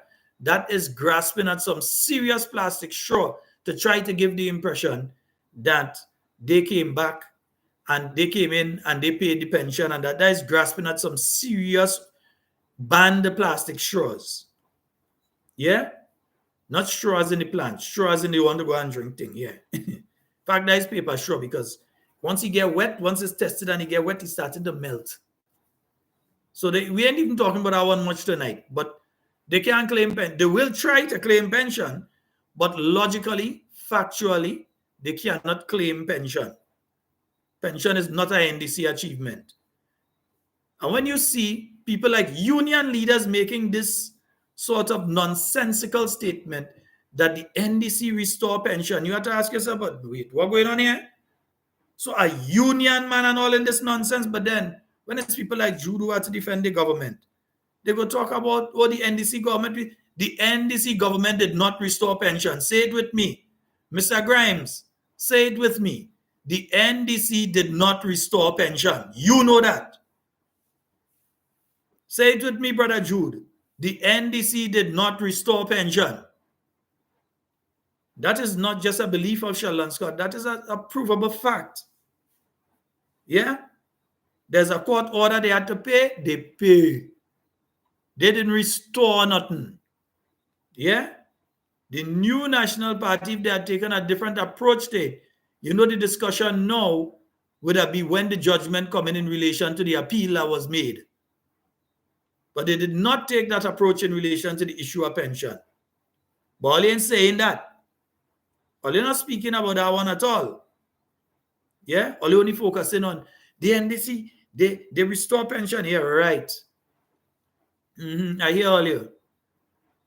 Sky, they moved the cap on the gas. Yes, they moved the cap on the gas. And then they try to make people feel that them alone are sense and everybody else stupid. So let me quickly remind people about what the cap on the gas was. You had a cap on the gas price at $15. If the price of gasoline in the state of Grenada went beyond $15, then you, the person buying gasoline, would only pay $15. So if the price, when the calculations take place along with the world market, if the price that was there should have been $18 or $19 a gallon, then you were saving that $4 or $5 or $10 or whatever it was, because it would remain at $15. If though, after the calculation, the price was found to be under $15, so it's supposed to be $12 or $11 or $9 or what. I know last time I see gas at $9. But if it was supposed to be that per gallon, then you would pay that. You wouldn't pay 15. You would pay whatever it was under the 15.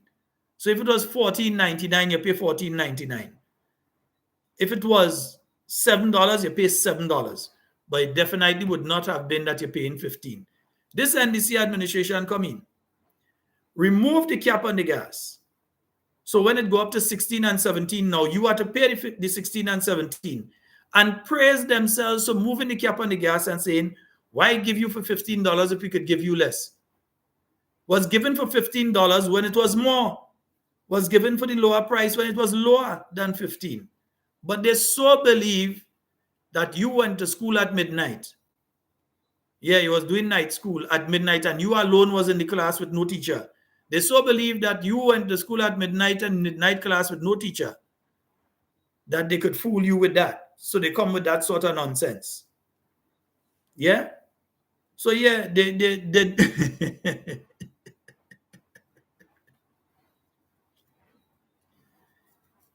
Yes, indeed. Oh, okay. Yeah, I see it, my friend. Yeah, so we're gonna deal with that. Yeah, let me fix that one time. Right? Yeah, let me move that one time. I'll fix that problem, man. Yeah. Nice. They're good. Yeah, they could chill there still. Nice. Dixian. I had to put on the glasses to see that one. I couldn't see otherwise. Folks, don't allow these people that are trying to come under the live to distract you. Yeah? Don't allow the people that are trying to come under. Answer them, don't afraid to answer them, but don't let them distract you. Answer them, because we have the answer for them. We're not afraid to answer them. Answer them. I ain't say cost them. Answer them. We aren't afraid of them. We have the responses for them. Anything they could come with, we have the response for them. Because they lack the ability to be able to have a proper discussion. Remember, the main thing that has always come with is, blah, blah, blah, and is that. If they are so sure, and we're running out of time and because it's 9:38 now, yeah. If they are so sure and they are so positive that their administration will, one, make a full 5 years, two, make a full 5 years, two, that their administration will be returned to office, then why all you cussing NNPites? Leave us in we ignorance. Why all you have to run under here and come and telling people, why they have to come here and run and say, well, all you only talking, but we go continue. No. Well, something tells me that you all are worried about something. Because I refuse to grasp the concept of how you all would believe that your government is going to be returned to office and you're so worried about talking points family. You're so worried about the talking points crew. You're worried about talking points family. You're so worried about the new National Party and all leader. And folks, them NDC and them brave, the way some of them talking, I swear that they were card carrying, membership due paying members of the new National Party, attending party meetings and caucuses. The way how they up in NNP business. But when you check the constitution of the National Democratic Congress, if they want to talk about leadership and democracy, if they want to talk about who is dictator, they might want to look at somebody whose name starts with DI. Because the constitution of the NDC says that as long as said individual carries the office of prime minister, that when NDC at a convention, they cannot challenge him for his position. So there is no leadership race within the NDC. Once that person hold the position of prime minister, they could be doing good, they could be doing bad. You could have better people that want to come in. You cannot challenge the position of political leader of the National Democratic Congress once that individual holds the office of prime minister. That is in the constitution. And once elected as political leader of the organization, I do not believe you can challenge them for at least 3 years. You can't challenge them for the position of political leader. When all you gain, all you 15-0 back-to-back, and all you stay off from having convention for nearly 3 years, anybody in the NNP was coming and tell all you, have a convention and who to put as all your leader? Are you glad when all you go and all you select certain people as leader? No, well, we beaten that. But all you want to come and tell the NNP, all you want to give political advice to the new National Party? All you really want to come and give advice to the new National Party? My view is this. The only way that the new National Party lost the last election, some of us was too slack. We thought we had it in the bag. I saw it back in 2003, where quite a few seats went down, and I saw it in 2008, where people went in with a bravado into an election. I'm talking about NNPites here, us, where people went into an election.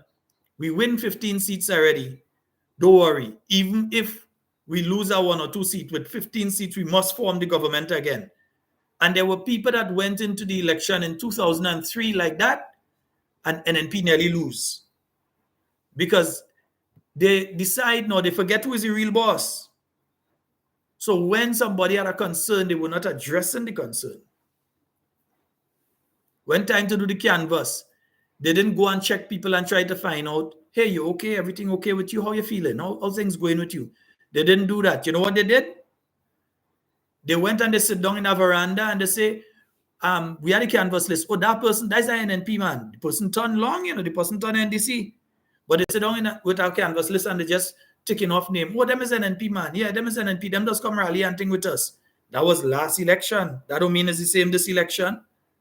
They didn't even speak to the people. So when you saw a canvas list for the 2008 general election, you had to wonder, but these people mad? I saw certain things I wouldn't repeat here. I thought, but these people mad? The canvas for the 2022 general election was not done properly. And we just have to face the facts. People might say, well, okay, I don't appreciate the fact that no, it was not done properly. Let us all take blame individually for what took place. The NDC didn't beat NNP in 2022 as much as NNP handed the election to them. Who want to vex are saying it as it is. It wasn't a case that the NDC was so good and the NDC, we handed the election to them because some of us, and notice I'm saying some of you, some of us did not do the work that we were supposed to do. We took things for granted. NNP win 15-0 back to back. 15-0, unheard of in democracy, the Westminster system, anywhere in the world. That a party win all the seats back to back. People marvel. It's only been replicated next door in Barbados. But no other political party was able to ever achieve that. All the seats. People used to say, when they meet you, but Sheldon, all the seats? All you take everything? And people became complacent because people started to find themselves, well, there's guru now in relation to politics, who calling themselves guru. So they start to take things for granted, and when people telling them things, they start to. I like that one, April. NNP tried, NDC lied. I like that. So we did not respond to the lies of the NDC. So there were various things that we did not do. And on looking back, you realize, yes, we didn't do this, we didn't do that. And then you have some people coming to trying to blame the leadership. Where the leadership does get the information from? The leadership get the information from you and me, us, we the people who are out there. We are the ones who give the leadership the information. So while the leadership takes overall responsibility, the leadership gets the information based on what we, the supporters, bring to the leadership. So we all have to take collective responsibility for what took place in 2022 that put Grenada in the situation that we're in right now. So every single program, every week, we're talking about canvassing and the importance of canvassing. I am positive that if I make a round of calls to the different constituencies tomorrow and ask about canvassing, I'm still going to get 88% excuses. I'm sure. I mean, that is not my position. I'm not on the executive of the New National Party. I'm not one of the senior people there. But if I take my fastness and decide that I call in all of the constituency leads and ask what is taking place, how the canvass going, what is the present situation with the canvass, what does the information say, I'm sure I'm going to get 88% excuses. Very few have been doing the work that they should be doing. And I still don't blame the constituency leads and the people, the base people in those, because many other people can help. Because listen, you may not be able to come out publicly and show your face and say you're a supporter of the NNP because you might have a child in SGU and you're worried that they're going to lose their local scholarship. Yeah, you might be afraid of that. You might have a daughter that's working in the ministry and they're not permanent, they're on contract, and you might be afraid of what might take place with them. Or your son or your daughter might be on the Immani program and you hear what they're looking to do them already. But you can help otherwise. So without being there and out front on your face there, you can help with the canvassing. You can help with spreading the message of the New National Party out there and ensuring that the information that the leadership of the party has is the correct information so that any decisions that are made are based on correct information. So as supporters of the party, we all have to take blame for what took place in 2022. I take blame. I take blame. Because it is my firm belief the NDC did not beat NNP. NNP gave the election to the NDC. We handed it to them. We watch them fellas and them and we hand over the keys. We say, hey, hold that. We did it. And some of you who are activists in the different constituencies know that. We handed it to them. We just said, look, the keys. Take the constituency over here. Take over.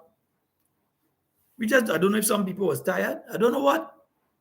But we handed it to them because we did not go out there with the energy and do the work that has to be done. And while the NDC and them could be talking about, oh, they're going to win again and they're going to make a second term, there is a psychological measure of self-soothing. They are trying to tell themselves that because they hear us talking and they know we're speaking facts. They realize the number of people under this live right now.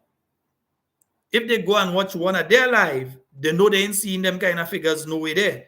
But they know every night consistently they're seeing these kind of figures under talking points. So they're scared.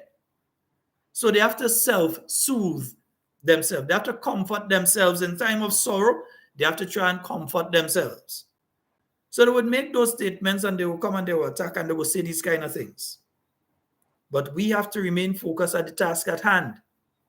Registration. Registration first, registration second, registration third. Organizing your constituency branches, your village groups, your polling divisions, organizing. We have that responsibility and we have to make sure that it is done. Yeah? Because we are not the ones that are going to call an election. The other side are the ones that have to call the election. So we have to make sure you're ready. We have to make them frightened to call it. Right now, they're already afraid to call it. But we have to make sure that they having sleepless nights. Right? So we have work to do. We have work to do. And a lot of work to do. And we do not know how much time we have to do it. So we have to do it now. Convention will come. Convention must, and then DC ended up after they get the 15-0 and they still come and they had a convention. After 2 years, going on 3 years, they had a convention. They had a convention. So if NDC will get a 15-0, could have a convention. NNP, who get a 9, and it was a 9-6, would be able to have a convention too when the time comes. So the party is moving towards that direction and they're organizing. So they're heading towards that direction. But it must be done properly. You can't do something to say you do it to placate people who are not even members of the party. How much of them went and registered as members of the party? How much of them went to the new National Party office or contact one of the constituency leads and register as a member of the party, a due paying member of the party? We're not seeing that. But some of them out there, why you don't get? They telling you straight they supporters of the NDC, but all you need a new leader. But who is all to tell us all you don't even have a leader? All you have a person who is the political head. All you have a person who sits in the office as prime minister.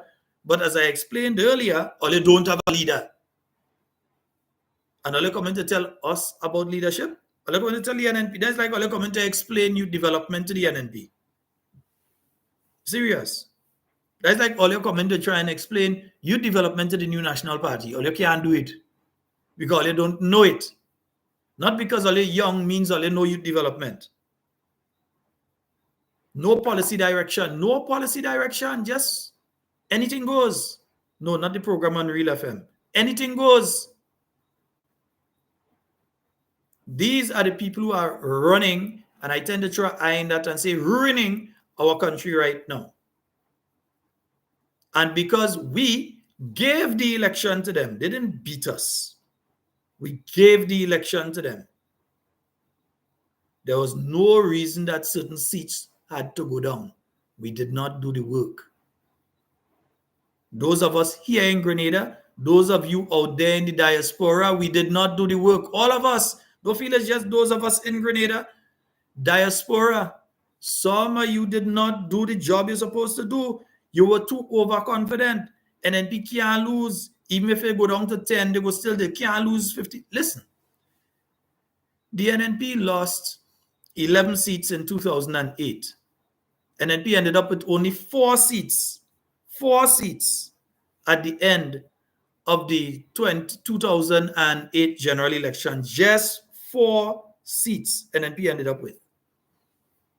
Carriacou and Petit Martinique, St. Andrew, Northeast, St. Mark, and of course St. George Northwest. That was all NNP had. NDC had all the others. At that point in time, you had them saying NNP done, NNP finish, NNP gone through. That is the end of the NNP. Dr. Mitchell political career done. All of them who lose political career done. All sorts of things they were saying. You know what happened after that, didn't it? You all remember? Not only did NNP maintain the 4 seats that they had, they huffed the 11 from the NDC. So NNP sits with 5 seats, and I tend to say 6 because certain people should resign the seat and just go to a election, a by-election, because you want it on an NNP ticket with NNP resources, and there was no decent reason that they can give for taking NNP seat and hand it over to the NDC.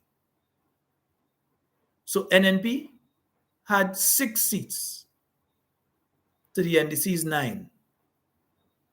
We had 4, and come back and take the 11 and keep with 4. Now we have 6 and they have 9. I'm still putting it as that. I know I'm putting it that way. We have 6 and they have 9. And they're telling us that we done.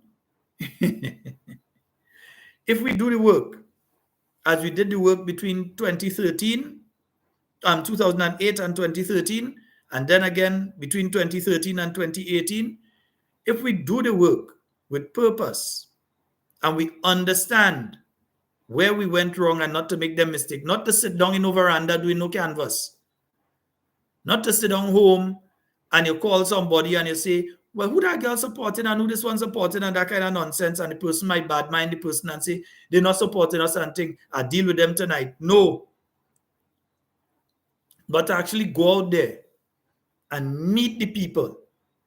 Excuse me, I drink my water close to me tonight. But to meet the people and speak with them and understand where they are at, so you can make a proper assessment for a proper canvas. I see canvas list before. I ain't going to say in which country, but I see canvas list before that there was a candidate running for election and the candidate was down as a no view. In other words, that candidate even supporting the party that they are a candidate of. That canvas actually made it to a general election. The mother of that candidate was down as supporting the other party. And that wasn't the case. So if you don't have a proper canvas, so if all of us don't play our part in that sense and all of us don't continue to spread the message of what is taking place, they're going to come. They're going to try to distract us. They're going to try to make us complacent. I remember when we were going into the 2018 general election, a good friend of mine, one of my best friends, come. Say, Scotty, where you and Devon beating up on yourself on the radio so far? NNP win already. Say, what? I know what's going on in this place. NNP win already. We say we ain't taking no chance. We not taking no chance. We don't want no shock and surprise on election night. We don't want no shock and no surprise on election night. We're going all out. Down to the night before election, me and Devon was on until we nearly end up doing the program past 12 o'clock in 2018.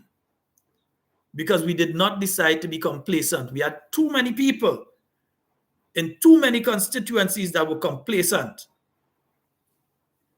And too many people were not speaking the truth and coming out and telling candidates, hey, you have a problem here. You have a problem here. You need to come in that area and you need to speak with these people and address the concerns. Too many people were not speaking the truth to the candidates. Everything good down here, everything okay. So candidates go out there with a false sense of security.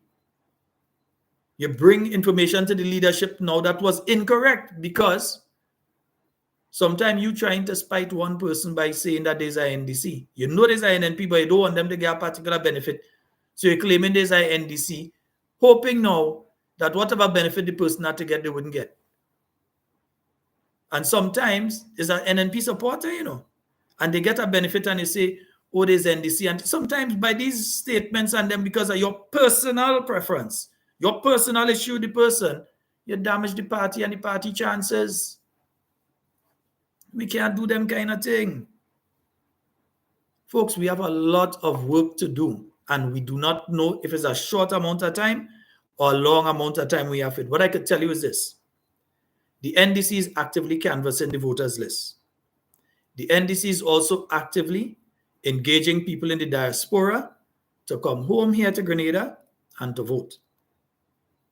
And to vote for the NDC. They're actively doing it. Yeah? Which means the NNP out there in the UK, the NNP down there in Trinidad and the rest of the Caribbean, the regional branches, NNP out there in Florida and in New York and in Texas and in Canada, all over Canada, the new national party out there, you all have to ensure that you have your act together. Because these individuals, and don't think they come with any joke money, you need money to run an election campaign. Money is important. You say I'm talking about money. Yes, money is important to run an election campaign. You can't run an election campaign for me one. You can't be going and you don't have money for posters and you don't have money for this and you don't have money for that. You can't run no poor election campaign. You have to pump money into the economy during an election campaign. And don't think that NDC and them don't have money, Remember what's going on? $1.3 billion. 1.3 billion in CBI.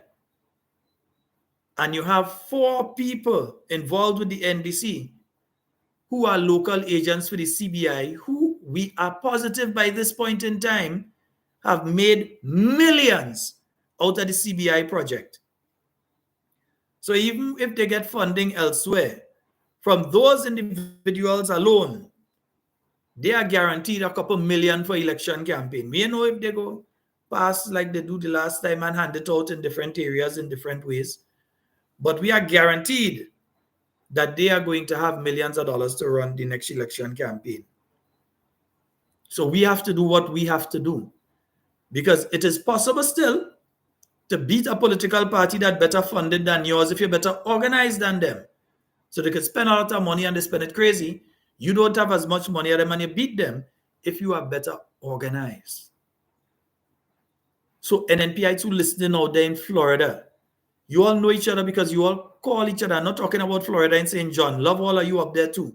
But Florida in the US, you all call each other and say talking points on and you all talk in between and so on. So make sure that you all, apart from the talk, that you all organize. Those of you in New York, you do the same thing. Organize. Those of you in Canada, let me say a special good night to you, Olive, out there in Canada. Yeah, me and your husband had a long conversation today. Just tell him, don't forget anything me and he talk about, Right, yeah. Olive, I know you're listening tonight. Me and your husband had a long talk today. Yes, schoolmate. Right. So we have to ensure that we organize, and here in Grenada, instead of talking about this, and we need to organize. Complacency will destroy us. We cannot be complacent. There was no reason. Listen, NNP had provided employment opportunities, scholarship opportunities to thousands of young people. The New National Party had also done an excellent job on infrastructure. In fact, the New National Party had done such an excellent job on infrastructure that the infrastructural projects, the main infrastructural projects you see taking place in Grenada right now, are still leftovers from the New National Party period. The NDC can't come with anything up to now. That is how good the NNP was doing on infrastructure. It's glaring, the differences between the healthcare sector under the NNP and under the NDC right now. Because at least you could get your medication and various things, and then you had these different missions and so that NNP used to get to come, whether the Chinese would bring the boat or the US medical mission would come. And you know how many people got surgery and things to save their life when those vessels and so came here? At least under the NNP, the Miracle Eye Project and all these things, you were able to get those things. So the differences are glaring when you look at it too. So you have all of these things taking place. It is important when you look at what is taking place now that we organize to ensure that we don't once again become complacent and hand the election to the National Democratic Congress. Folks, that is all the time we're going to have tonight for Talking Points. I can't even play a song to end my program tonight. But in whatever you say and do, do it safe and secure. We're going to be speaking tomorrow night again, right? And I want to be speaking to and with you and not about you. Between now and tomorrow night, I'm going to endeavor to be able to play clips. Play clips during the program. Even though I'm not in normal studio, I'll be back in normal studio on Monday. But we'll endeavor that we can play clips. We'll also endeavor that I could play music and that I'll be able to take your calls. I should be able, and seeing what I should have to do here, so I should be able to take your calls on the system tomorrow night. Right, folks? So, folks, looking forward to speaking and interacting with each and every one of you tomorrow night from 8 p.m. once again. My name is Sheldon Scott. I'm out of here. Love each and every one of you and hope that you have a wonderful and blessed night. Talking Points is off.